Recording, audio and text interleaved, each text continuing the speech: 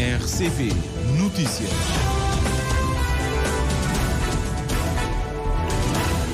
Boa tarde, são 13 horas em Cabo Verde, está a começar o Jornal da Tarde. A abrir, vamos aos tópicos das principais notícias. Governo assina protocolo com bancos comerciais para reduzir e bonificar taxas de juro a investidores na microprodução de eletricidade e uso de energias renováveis. O Ministério da Coesão Territorial apresenta aos municípios pacote de reforma das finanças locais para uma distribuição mais equitativa dos recursos públicos entre o Governo Central, as autarquias e as organizações da sociedade civil. A cooperação italiana disponibiliza à OMS 1,5 milhão de euros para desenvolver microprojetos ambientalmente sustentáveis no setor do turismo rural. Famílias cabo-verdianas continuam descrentes quanto à possibilidade de melhorarem a sua situação financeira e da situação económica do país melhorar nos próximos 12 meses, aponta o indicador de confiança no consumidor publicado hoje pelo INE. Jovem de 35 anos encontrado morto num tanque de boca aberta no município de São Lourenço dos Órgãos. Jornal da Tarde, edição e apresentação de Humberto Santos.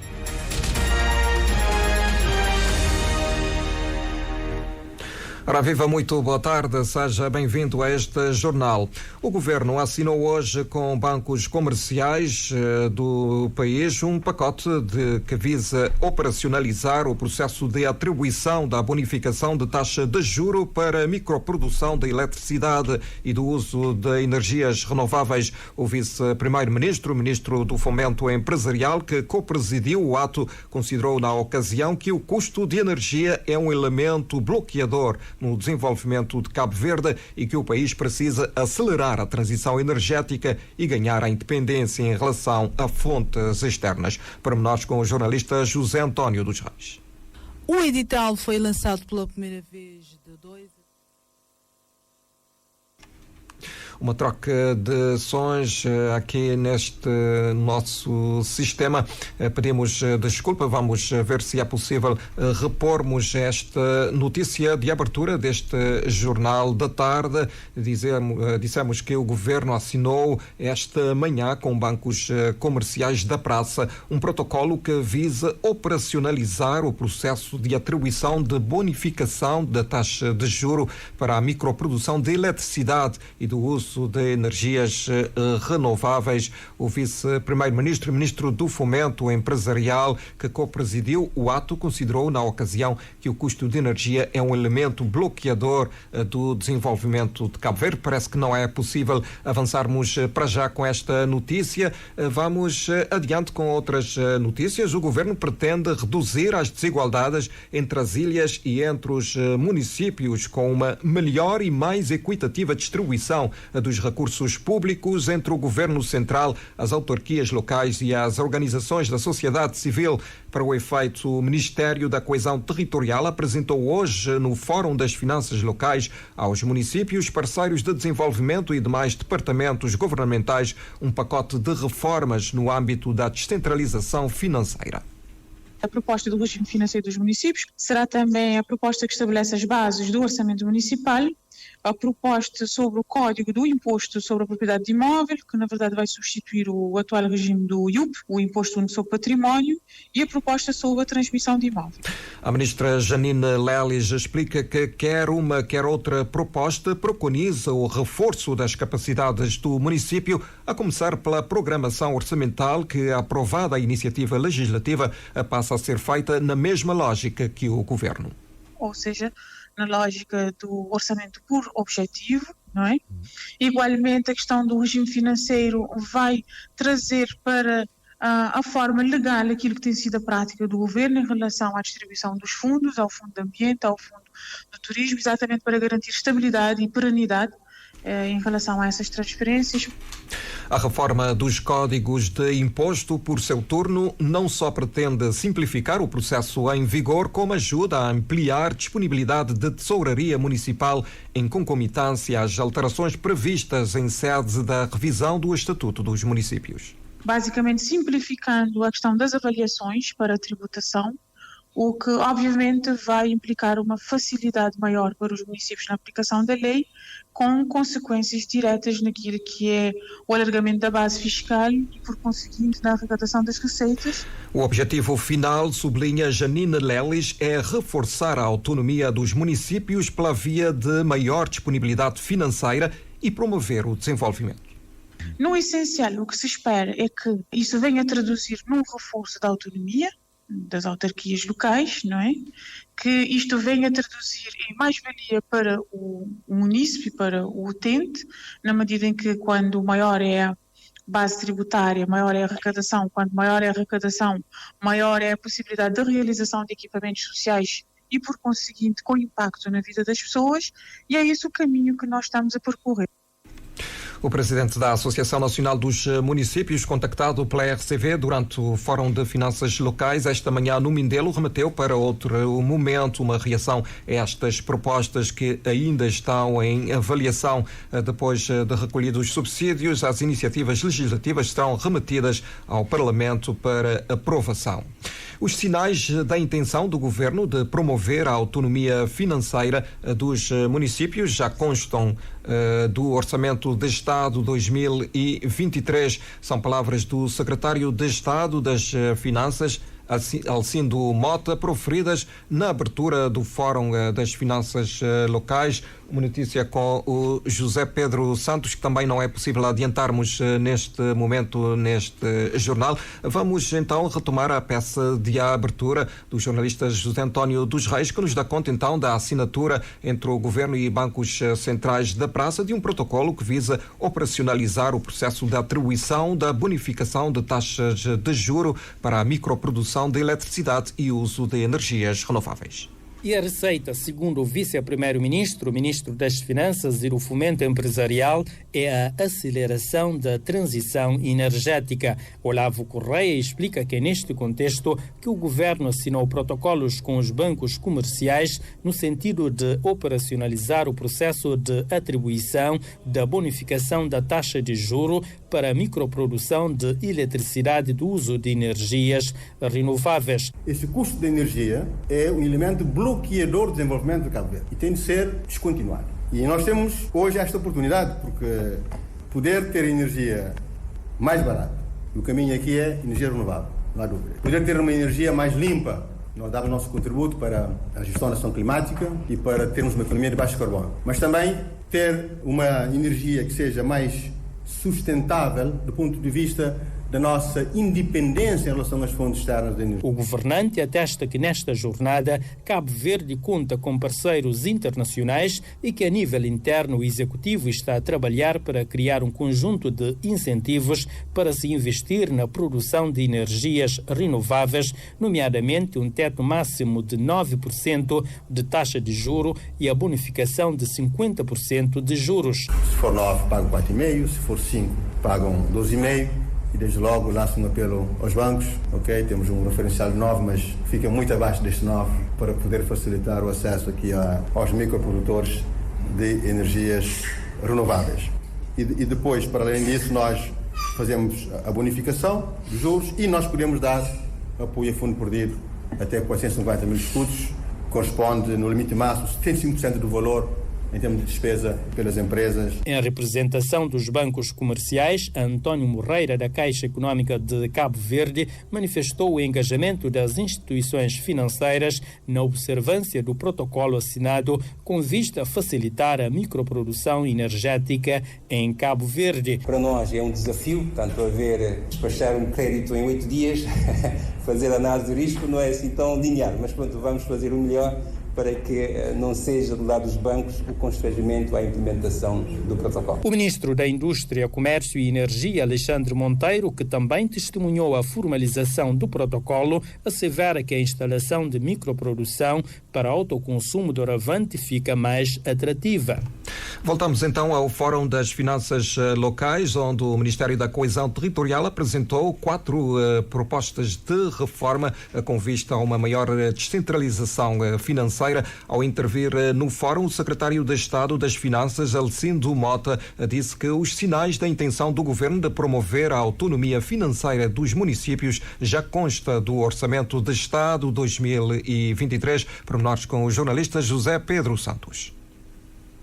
No fórum realizado em Mindelo para efeito de discussão e recolha de subsídios, em que participa autarcas e representantes de serviços do Estado dos diferentes setores, são objeto de reflexão as novas propostas legislativas, como seja o regime financeiro dos municípios, a lei de base do orçamento municipal, código de imposto sobre propriedades e a transação de imóveis, mudanças que o secretário de Estado das Finanças, Alcindo Mota, considera fundamental para o alinhamento das finanças local à central, cumprindo a lei de base do orçamento municipal. A Lei de Bases do Orçamento Municipal é um imperativo constitucional desde a última revisão ocorrida em 2010. 12 anos envolvidos, temos a obrigação de criar as condições para que o mesmo integre o ordenamento jurídico cabo-verdiano de forma a viabilizar o alinhamento do processo de planeamento e do ciclo orçamental entre a administração local e central, quer ao nível de prazos, como de instrumentos, procedimentos e metodologias, permitindo uma maior articulação entre as finanças municipais e as finanças da administração central, viabilizando um processo de consolidação perene e uma visão de Estado como um todo.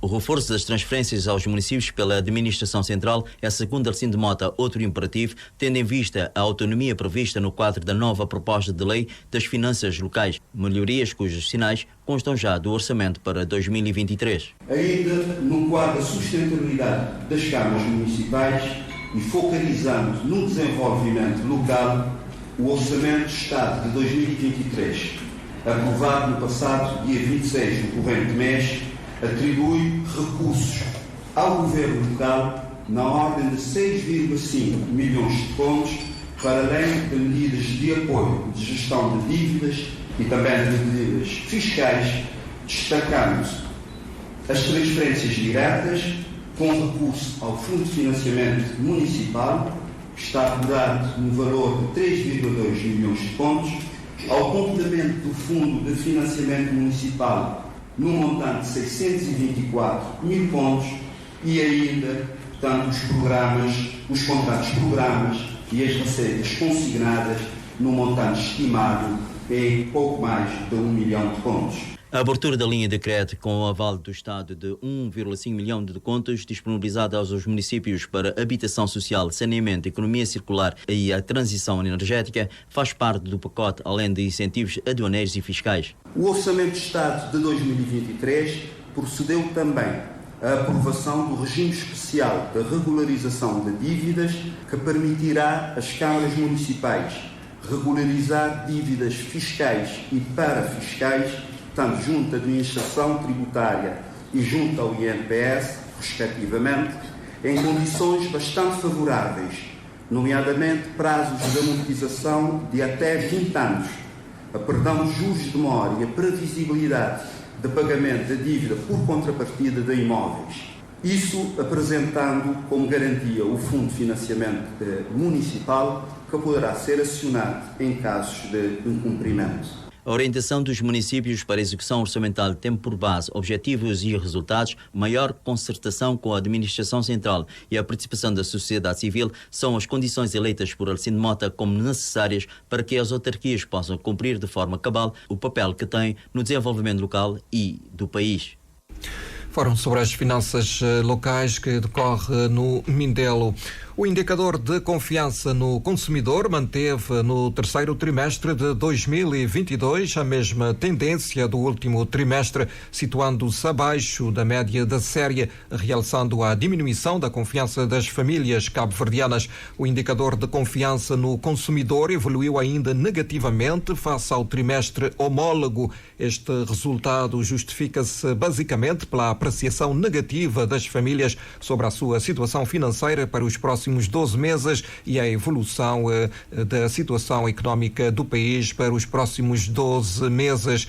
Para as famílias inquiridas pelo INE nos últimos 12 meses, tanto a situação económica do seu lar como a situação económica do país evoluíram positivamente face ao trimestre homólogo. Na opinião dos inquiridos, os preços dos bens e serviços aumentaram, enquanto que o desemprego diminuiu relativamente ao mesmo período do ano 2021. Relativamente ao item poupança, a maioria, 93,5% dos inquiridos no terceiro trimestre do ano de 2022, considerou ainda que a atual situação económica do país não permite poupar dinheiro. No trimestre homólogo, esse percentual foi de 86,2%, o que representa um aumento de 7,3 pontos percentuais entre os dois períodos. De realçar que 2,1% dos inquiridos afirmaram ser possível poupar algum dinheiro com a atual situação económica do país, sendo que no trimestre homólogo era de 12,5%, apresentando um decréscimo de 10,4 pontos percentuais. De acordo com os inquiridos, para os próximos 12 meses, tanto a situação financeira das famílias como a situação económica do país deverão evoluir negativamente face ao trimestre homólogo. Para as famílias inquiridas, tanto o desemprego como os preços dos bens e serviços também deverão diminuir face ao trimestre homólogo. Cerca de 94,1 em cada 100 entrevistados afirmaram ter a certeza absoluta que não tencionam comprar um carro nos próximos 2 anos.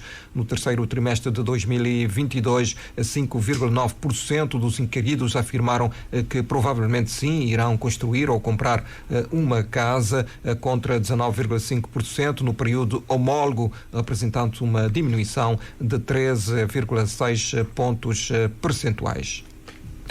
Foram hoje apresentados na Praia o Guia Prático da Legislação Laboral e Social para Empresários Cabo-Verdianos e a brochura do Regime Jurídico do Seguro Obrigatório de Acidentes de Trabalho e Doenças Profissionais, que entra em vigor a partir de 1 de janeiro do próximo ano. As ferramentas foram apresentadas à margem do ateliê subordinado ao tema A Legislação do Trabalho e Social, os ODS e a contribuição das empresas para a produção do trabalho digno. Os detalhes com a jornalista Dina Almeida.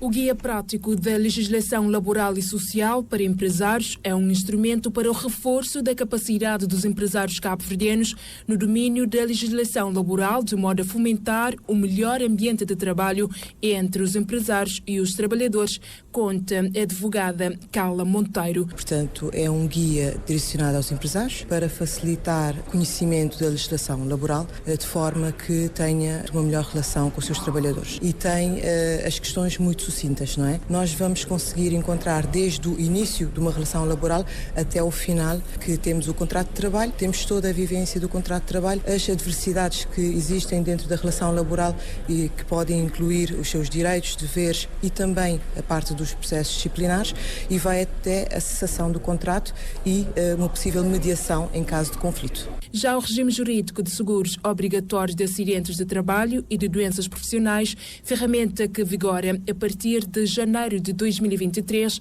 mostra as alterações do novo diploma de 2020 em relação ao diploma ainda em vigor no país, explica a jurista Solange Rodrigues. Uma das grandes alterações, vamos deixar de ter o salário seguro, que o 84,78 tinha, que eram os 9 mil escudos, 300 escudos diários, 9 escudos mensais, que era a grande crítica que era apontada ao diploma que está em vigor.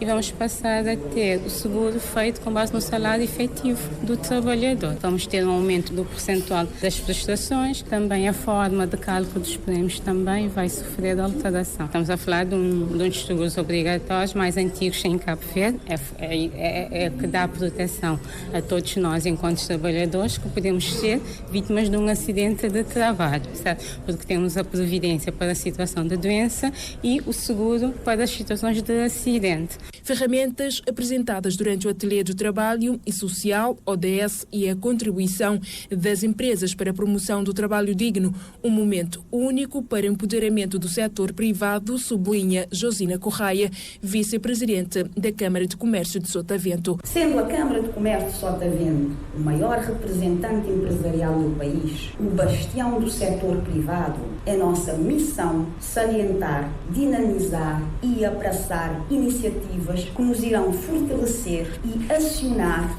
a estrutura tripartida para junto trabalharmos em prol do nosso desenvolvimento inclusivo e sustentável. Um evento organizado pela Câmara de Comércio de Sotavento, em parceria com o Escritório para as Atividades com os Empregadores da OIT.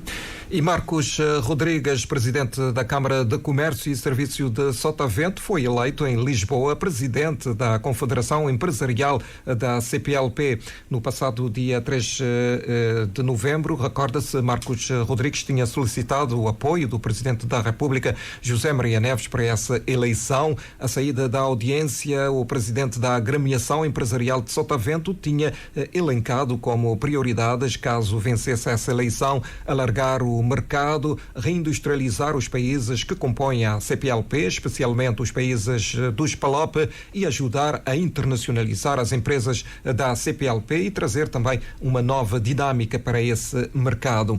Pretendíamos um direto com Marcos Rodrigues, mas ao que parece não é possível neste momento. Fica então esta informação de que Marcos Rodrigues conseguiu eleger-se líder da Confederação Empresarial da CPLP, eleição que decorreu em Lisboa.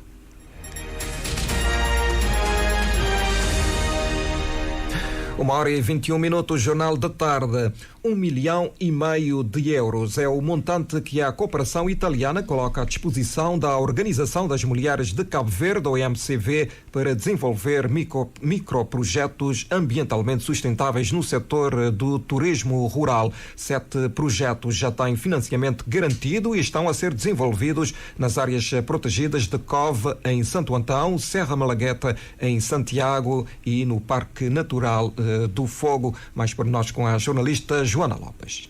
Cabo Verde tem cerca de 50 áreas protegidas, cobrem 19% do território terrestre e 7% dos nossos mares. A maioria dessas áreas já tem plano de ordenamento e gestão e também planos de ecoturismo e de negócio, no sentido de assegurar o desenvolvimento sustentável das áreas circundantes, isto é, tirar algum rendimento desses sítios em estrito respeito pela preservação ambiental. É neste sentido que surge o workshop de 2 dias em formato híbrido, em que técnicos de áreas protegidas de Santo Antão, Santiago e Fogo e da Itália trocam experiências, explica a presidente da OMCV, Eloisa Cardoso Gonçalves. Também o empreendedorismo, que tem a ver com o quê? Tem a ver com preparar as famílias para que possam tirar proveito do fato de estarem localizadas em áreas protegidas e em áreas com potencialidade turística. E como é que pretendemos fazer isso? Através de ações de formação, através do microcrédito, para que possam ter algum serviço que possam oferecer aos turistas. Estamos a falar de alojamentos, estamos a falar de venda de produtos, bares e qualquer outro tipo de empreendimento. E estamos a falar também de empreendimentos comunitários, que são pequenos projetos que as associações comunitárias nos apresentaram e que nós financiamos para a construção de pequenos quiosques, também pequenas lojas nessas áreas, e que possam oferecer algum serviço extra que antes não existia nestas zonas aos turistas. Qual é o montante envolvido? 1.500.000 euros. O desafio é conciliar a preservação ambiental com o desenvolvimento econômico das zonas protegidas, entende Irene Cassanati, coordenadora internacional do projeto de apoio ao microempreendedorismo no turismo rural.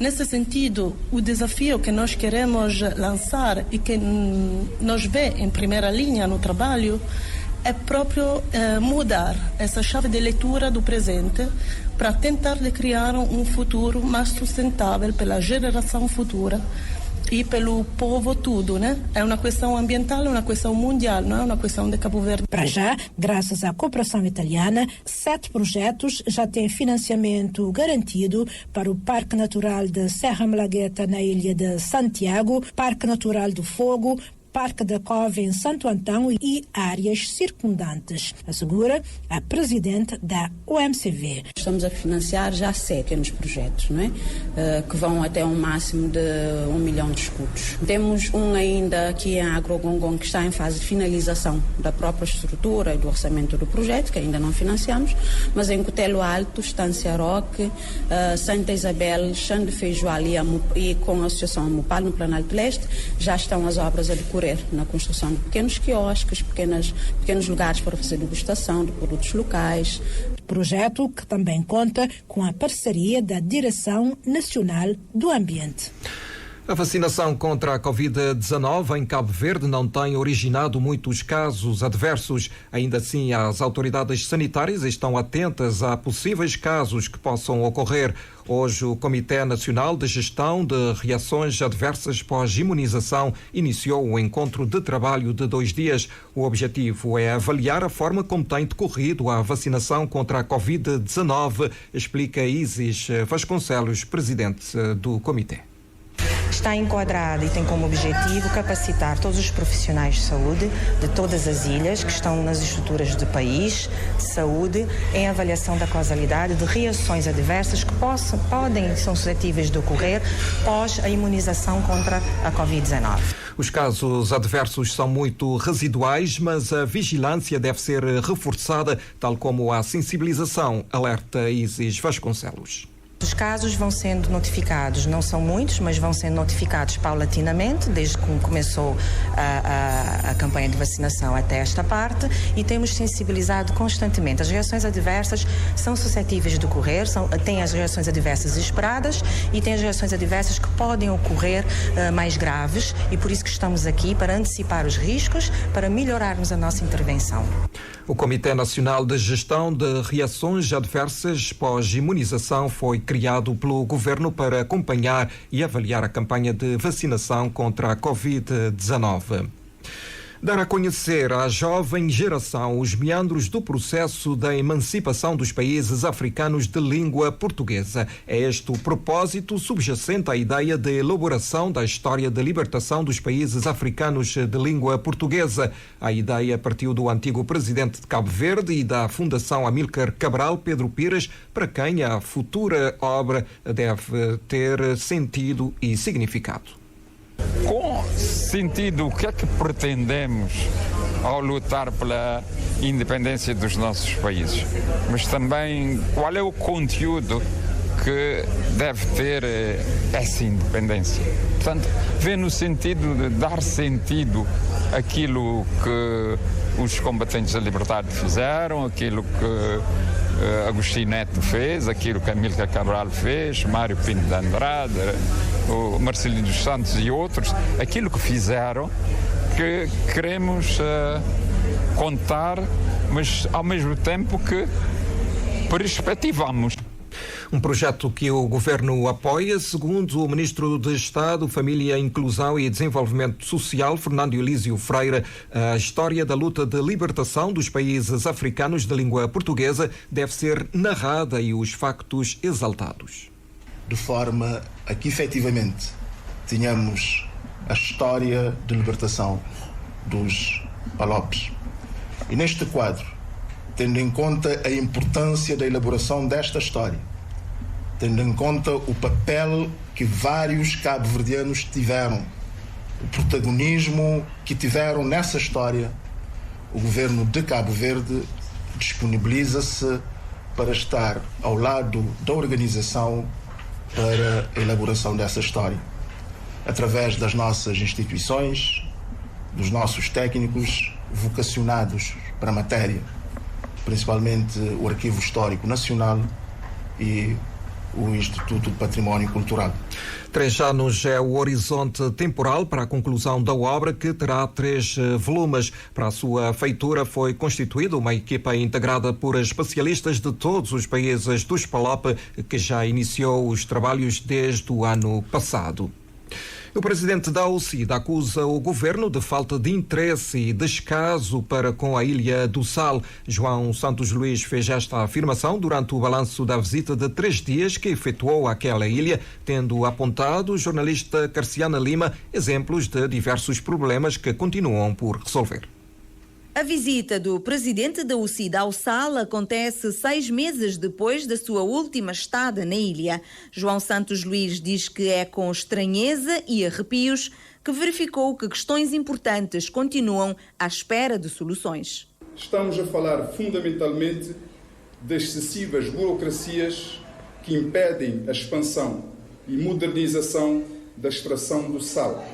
Constatamos, igualmente, a existência de projetos privados aqui na Ilha do Sal, ligados ao setor de aviação civil e pesca industrial, que não saem do papel por falta do apoio institucional do governo. A ilha tem também condições para exploração agrícola, nomeadamente na zona da Terra Boa, e novamente projetos de privados nacionais com financiamento de parceiros internacionais garantido, não conseguem arrancar e correm o risco de perda de financiamento por falta de vontade política e apoio do governo. O estado das estradas do Sal também não escapou às críticas da UCID. Estão em péssimas condições de circulação, podendo promover situações de acidentes, visto que as viaturas circulam em zigue-zague, defendendo dos buracos por todos os lados. A Câmara Municipal do Sal não está nem aí. A rua pedonal todos os dias é invadida por cães. Os moradores e os empresários que possuem negócios mais afastados do centro de Santa Maria queixam-se da escuridão. A Igreja Católica de Santa Maria, para além da falta gritante de apoio para manutenção, tornou-se insuficiente, pois a população de Santa Maria, inclusive os muitos turistas, vem aumentando exponencialmente. O governo, à semelhança do que vem fazendo na ilha de Santiago e um pouco por todo o país, pode perfeitamente contribuir para que a população daquela localidade tenha uma melhor paróquia. Há um descaso total do governo, há um esquecimento mesmo, nós podemos considerar. A indefinição da situação dos terrenos e a posse das salinas de Pedra de Lume também é outra questão que preocupa o presidente da UCID, que promete não dar tréguas nem à Câmara do Sal, nem ao governo, enquanto continuarem a ignorar os gritos da população e os recursos endógenos que esta ilha possui. Jornalista Carciana Lima.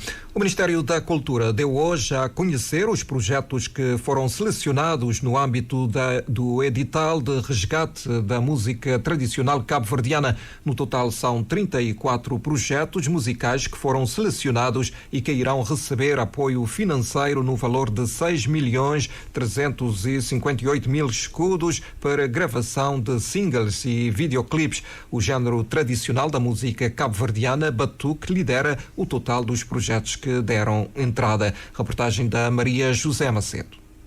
O edital foi lançado pela primeira vez de 2 a 30 de outubro deste ano, mas devido a alguns problemas técnicos veio a ser relançado de 11 a 20 de novembro, tendo recebido inicialmente 55 projetos musicais, dos quais apenas 34 foram selecionados, conforme deu a conhecer esta manhã a assessora dos projetos, Vandreia Monteiro. Os projetos estão distribuídos desta forma: o Batuque com 28 projetos, foram os projetos que mais recebemos, Morna 17, Coladeira 12, Funaná 4, Mazurca 3, Finanção 2 e São João 2. No total dos projetos que nós recebemos, o valor ronda 12 milhões de escudos cabo-verdianos. Mas dos projetos selecionados que o Ministério vai agora financiar, no valor total de financiamento de 6.358.000 escudos cabo-verdianos. O Ministério da Cultura e das Indústrias Criativas tem por objetivo divulgar e promover a cultura cabo-verdiana dentro e além fronteiras, apoiando projetos projetos com padrão de qualidade e criatividade que, por sua vez, contribuirá na divulgação de nomes e artistas e criadores nacionais. Questionado porque o batuque dominou o total dos projetos musicais, o ministro da Cultura, Abrão Vicente, afirmou que este género musical tradicional tem uma força muito grande, com a existência de mais de 100 grupos de batuque, o que exige a sua possível classificação como património da humanidade. Lançamos o edital inicialmente no valor de 5 milhões de escudos cabo-verdianos, mas o valor total contemplado ascende a 6 milhões 358, ou seja, nós tivemos que fazer uma triagem dos 12 milhões 557 mil 240 escudos tivemos que aumentar ligeiramente o valor, dado a sensibilidade também da equipa. Houve não só a equipa técnica de assessoria do Ministério do Gabinete do Ministro, mas nós envolvemos a própria direção do Património Material, liderada pela doutora Sandra Mascarenhas, no sentido também de validar a questão da música tradicional, da originalidade, da tradicionalidade das músicas. Aqui o batuco, a morna é património da humanidade, a morna também foi classificada por ser um género profundamente enraizado, mas o batuco tem uma força absolutamente brutal. Os grupos de batuco em Cabo Verde são mais de 100 grupos de batuco, o que leva a crer que batuco, concluindo o seu processo de classificação como património imaterial nacional, também deverá ter toda a atenção do próprio Ministério da Cultura e do Instituto de Património Cultural para a sua possível classificação como património da humanidade. Durante o mês de dezembro, o Ministério da Cultura irá organizar um grande terreiro de batuque que terá lugar em Assomada entre os dias 20 e 25 de dezembro, reunindo todos os grupos de Santiago e Ilha do Maio. Também nas artes plásticas, o Ministério da Cultura anuncia a realização do Festival da Arte Urbana no próximo ano, com o objetivo de plasmar na cidade do Mindelo as figuras icónicas da nossa música, como Bana e Il do Lobo. Agora uma notícia mais triste. No município de São Lourenço dos Órgãos, mais um jovem na casa dos 35 anos perdeu a vida afogado num tanque de boca aberta ontem por volta das 9 da noite na localidade de Laje, nas proximidades da Ponte de Ferro. De acordo com uma fonte, o jovem era da zona de montanha e estava no local do ocorrido na companhia de alguns familiares e amigos que aparentemente estavam sob o efeito do álcool quando decidiram cair na água, e que após o mergulho a vítima se afogou e não conseguiu sair da água. Preocupados, saíram à procura de ajuda para retirá-lo do tanque, mas foi tarde demais, pelo que o levantamento do corpo do jovem já sem vida foi feito pelas autoridades policiais e de saúde antes da meia-noite. Mais uma vida ceifada nos reservatórios de água a céu aberto em Santiago Norte, e que põe a nu a necessidade de um posicionamento mais firme das autoridades municipais e centrais. Informações apuradas pela jornalista Ângela Monteiro. E a terminar mesmo este jornal, dizer ainda que além fronteiras, o secretário de Estado norte-americano Antony Blinken declarou hoje o apoio de Washington ao direito de protestar em todo o lado, incluindo na China, que vive manifestações sem precedentes contra a política oficial de zero Covid. O secretário de Estado encontra-se na capital romena para participar na cimeira dos ministros dos negócios estrangeiros da NATO, realizada hoje e quarta-feira no Palácio do Parlamento romeno, onde a Aliança Atlântica renovará o seu apoio à Ucrânia e tentará estabelecer uma posição comum sobre a China. As grandes cidades chinesas acordaram hoje em aparente calma, depois de as autoridades terem levantado algumas restrições, incluindo na capital Pequim, na sequência dos protestos do fim de semana passado contra a política oficial de zero Covid. 13h37, já no fecho, vamos recordar os tópicos das principais notícias.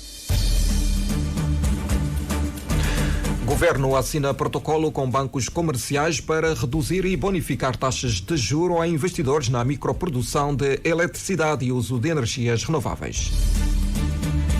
O Ministério da Coesão Territorial apresenta aos municípios pacote de reforma das finanças locais para uma distribuição mais equitativa dos recursos públicos entre o Governo Central, as autarquias e as organizações da sociedade civil. A cooperação italiana disponibiliza ao EMCV 1,5 milhão de euros para desenvolver microprojetos ambientalmente sustentáveis no setor do turismo rural. Famílias cabo-verdianas continuam descrentes quanto à possibilidade de melhorarem a sua situação financeira e a situação financeira do país melhorar nos próximos 12 meses, aponta o indicador de confiança no consumidor, publicado hoje pelo INE. Jovem de 35 anos, portanto, perdeu a vida ontem num tanque em São Lourenço dos Órgãos por afogamento. Pela atenção dispensada, os nossos agradecimentos a todos. A continuação de muito boa tarde.